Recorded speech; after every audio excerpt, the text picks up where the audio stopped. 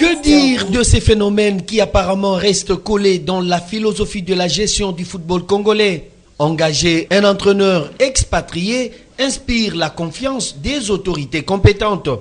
À tort ou à raison, nul ne le sait. Seuls les différents résultats produits par ces entraîneurs nous en diront plus.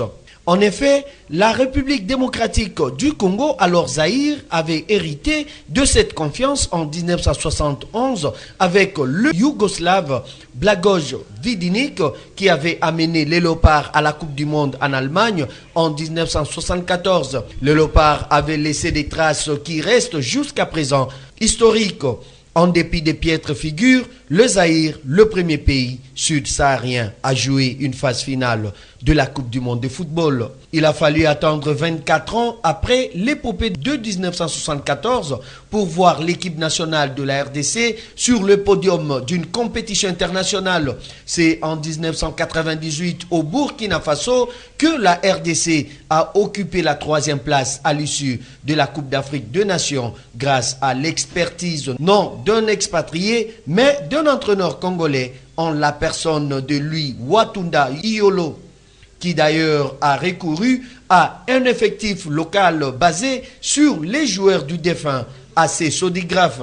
Après lui, l'anglais Mick Wadworth 2003-2004, le français Claude Leroy 2004-2006, le belge Henri Despireux 2006-2007, le français Patrice Neveu 2008-2009, le français Robert Nouzaré 2010-2011 et une fois de plus, le français Claude Leroy septembre 2011, juin 2013. Ces entraîneurs n'ont fait que de la figuration à la tête du staff technique du 11 national. Tableau sombre pour les coachs étrangers, bilan négatif pour la RDC qui est tout de même teinté d'un point blanc.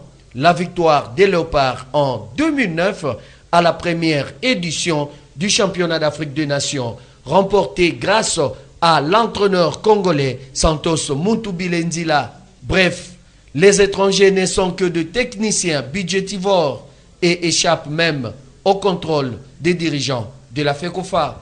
À bon entendeur.